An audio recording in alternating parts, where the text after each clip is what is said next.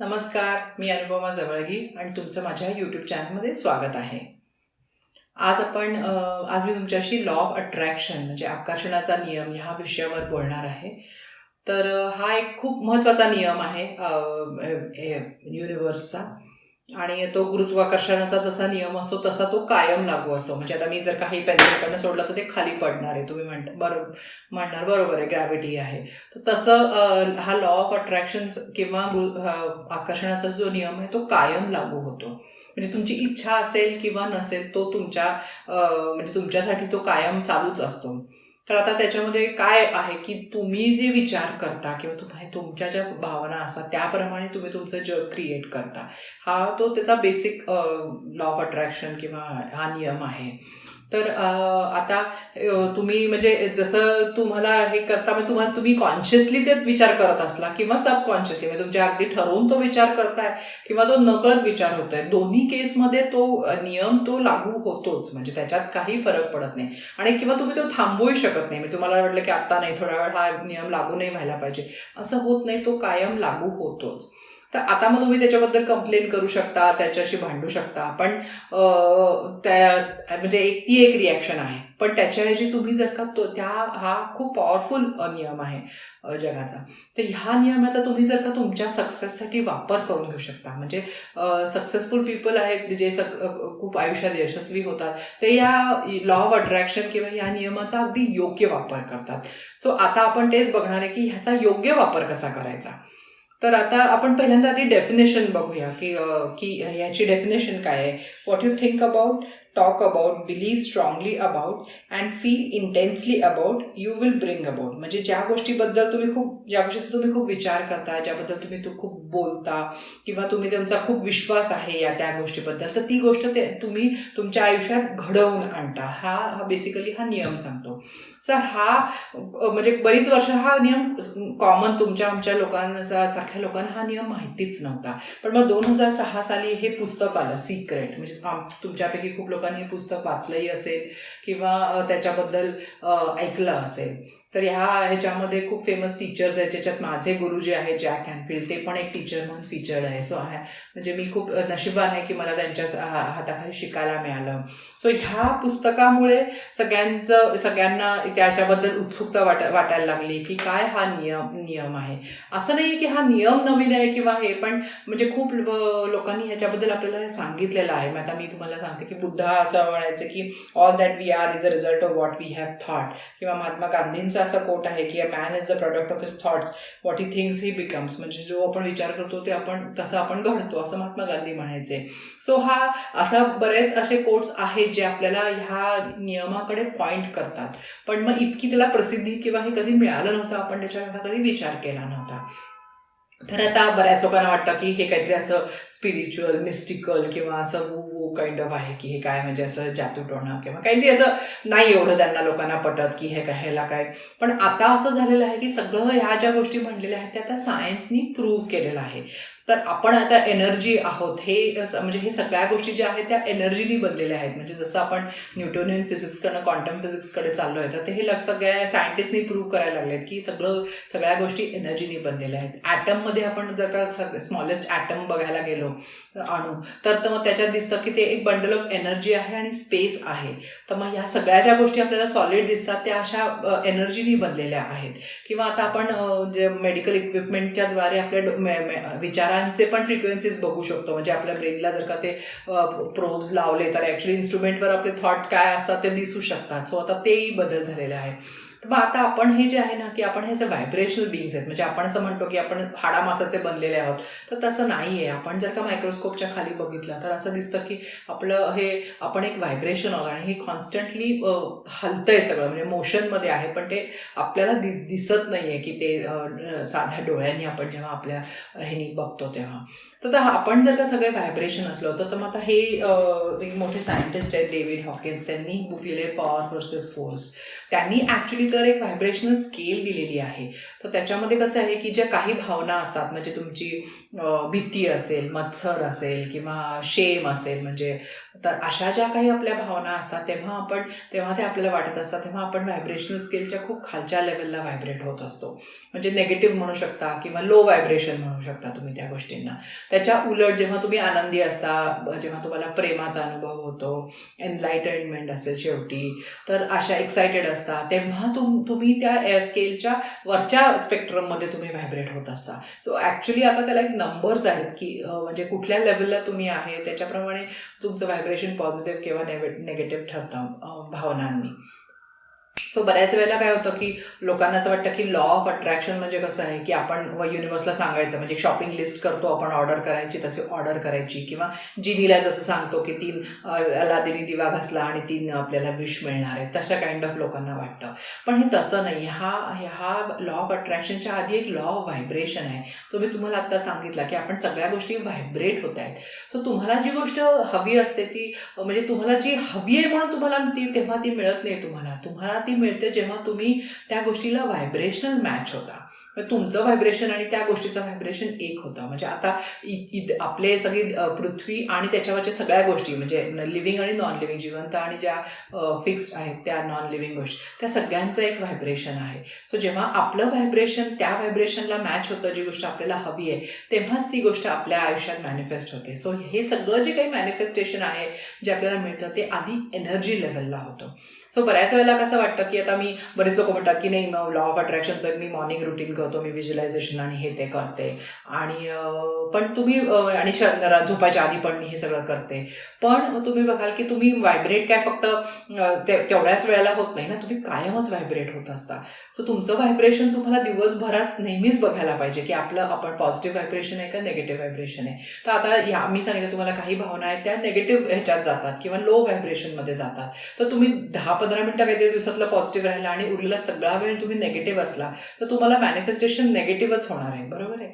पण मग त्यामुळे तुम्हाला तुम्ही कायम कसे असता ह्याकडे तुम्हाला लक्ष देणं फार गरजेचं आहे. नॉट की थोड्या वेळापुरतं ते लॉ ऑफ अट्रॅक्शन आता ॲक्टिवेट करण्यापुरतं मी काय करू शकते, असं नाही आहे.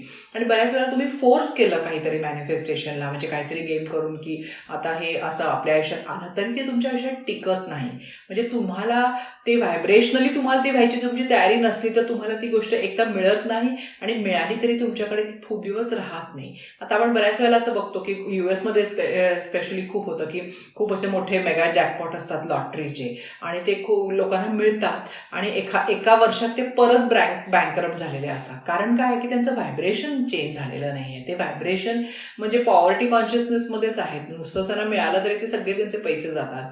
किंवा बरेच रिलेशनशिपसाठी असतात की लोक अशी प्रकारची व्यक्ती आपल्या आयुष्यात हवी म्हणून ते अट्रॅक्ट करतात, पण ती व्यक्ती जास्त दिवस रिलेशनशिप टिकत नाही, कारण तुम्ही त्या रिलेशनशिपला करस्पॉन्डिंग कसं व्हायला पाहिजे तशी झालाच नाही आहात. किंवा सक्सेस सुद्धा थोडासा सक्सेस कशात तरी मिळतो बिझनेस किंवा ह्याच्यामध्ये, पण मग नंतर तो दिसत नाही, पुढे सगळं फेलियर येतं. कारण काय की तुम्ही त्या सक्सेसला ट्यून झालाच नाही आहे. तुम्ही ते मिळवलंय पण त्याच्याप्रमाणे तुमचं व्हायब्रेशन ते अजून जुनंच राहिलेलं आहे. सो ते असं फोर्स करून किंवा असं काही हे टिकत नाही. तुम्ही ते व्हायब्रेशनली ते असं झाला तरच ते तुमच्या आयुष्यात येतं आणि राहतं. तर मला असं ही आयडिया, म्हणजे एक रेडिओ सिग्नलची जी आयडिया असते ती जास्त आवडते ह्याचा विचार करताना. कारण कसं आहे की आता आपल्याला काहीतरी ऐकायचं आहे तर आपण त्या रेडिओ मिरची ऐकायचं, तर तुम्ही त्या फ्रिक्वेन्सी 98.5 वॉट एव्हर ती फ्रिक्वेन्सी असेल त्याला तुमचा रेडिओ त्या फ्रिक्वेन्सीला सेट करायला लागतो. सगळ्या व्हायब्रेशन्स आहेत ना युनिव्हर्समध्ये, रेडिओ फ्रिक्वेन्सी सगळ्या चालू आहेत सगळ्या चॅनलच्या, पण तुम्ही ज्याला ट्यून करतात तेच तुम्हाला ऐकायला येतं, बरोबर आहे. त्याच्यानंतर तुम्हाला जर का आता FM आहे तर AM वर काय ऐकायचं असेल तर तुम्हाला तुमची डायल चेंज करायला लागते, तुम्हाला ते परत रिट्यून करायला लागतो रेडिओ. आणि असं नाही की तुम्ही ते रेडिओ फ्रिक्वेन्सीज क्रिएट करताय, राईट. तुम्ही ते फक्त त्याला मॅच, तुमचं बटन चेंज केलं की त्याला मॅचिंग गोष्टी तुम्हाला येत आहेत. सो एक्झॅक्टली असंच हे लॉ ऑफ व्हायब्रेशन आणि लॉ ऑफ अट्रॅक्शन काम करतं. सो नुसतं लॉ ऑफ अट्रॅक्शन करण्यापेक्षा लॉ ऑफ व्हायब्रेशनचा तुम्ही आधी विचार केला की आपण कुठल्या फ्रिक्वेन्सीवर व्हायब्रेट होतोय दिवसभर, तर तुम्हाला त्याचा जास्त फायदा होतो.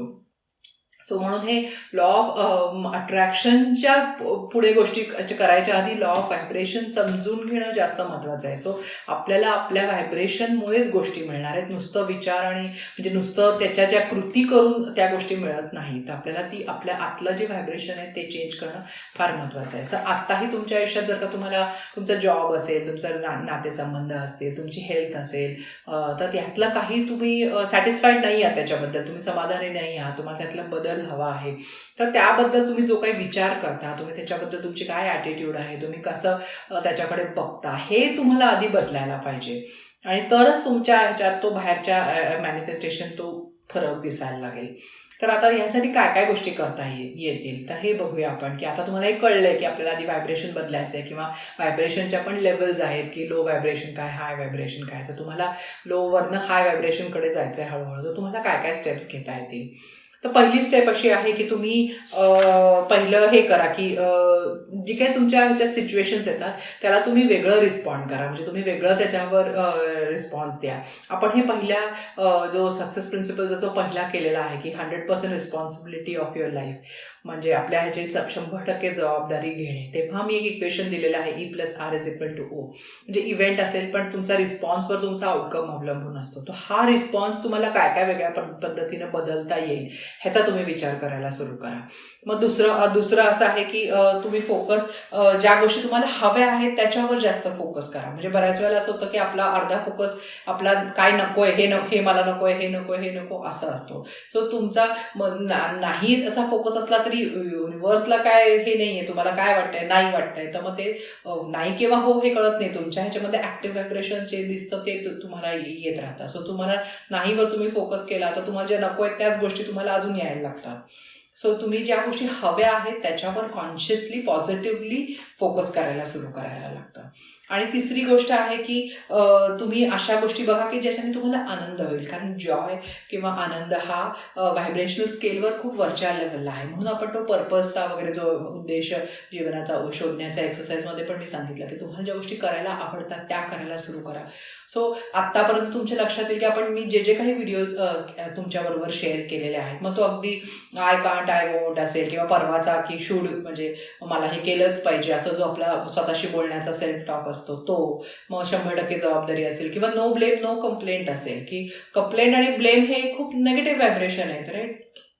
सो मग त्यातली जी एक्सरसाइज आहे की 30 दिवस ते करणं सोडा. तर ह्या सगळ्या गोष्टींनी तुमचं हळूहळू व्हायब्रेशन वाढणार आहे. कारण किती तुम्ही लॉ ऑफ अट्रॅक्शन वापरायच्या आधी तुमचं व्हायब्रेशन खूप खाली असेल उरलेल्या वेळात दिवसाच्या, तर लॉ ऑफ अट्रॅक्शनचा फायदा होणार नाही. सो लॉ ऑफ व्हायब्रेशन प्रमाणे तुमचं स्वतःचं आधी व्हायब्रेशन तुम्ही हळूहळू वाढवायला सुरू करायला पाहिजे. आणि हे काही ओव्हरनाईट होत नाही, म्हणजे एकदम तुम्ही नेगेटिव्ह थॉट्सवाल्या माणूसपासून पॉझिटिव्ह थॉटवाल्या होऊ शकत नाही. हा एक स्टेप बाय स्टेप प्रोसेस आहे. म्हणजे व्हायब्रेशनल स्केलवर पण प्रत्येक स्टेप्स आहेत त्याला.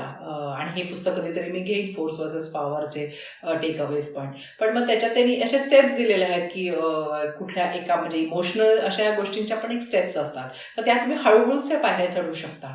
तर म्हणून तुम्ही आतापासून त्या म्हणजे ह्या सगळ्या ज्या एक्सरसाइजेस मी दिलेल्या आहेत त्या मुद्दाम त्यासाठीच दिलेल्या होत्या की तुम्ही हळूहळू हे तुमच्या मध्ये छोटे छोटे बदल होऊन, मिरर एक्सरसाइज असेल की तुम्ही स्वतःशी जे बोलता, किंवा स्वतः आपण तेव्हा म्हणतो की जे मिररमध्ये दिसतं तसं जग आपल्याला म्हणजे येतं आपल्या ह्याच्यामध्ये.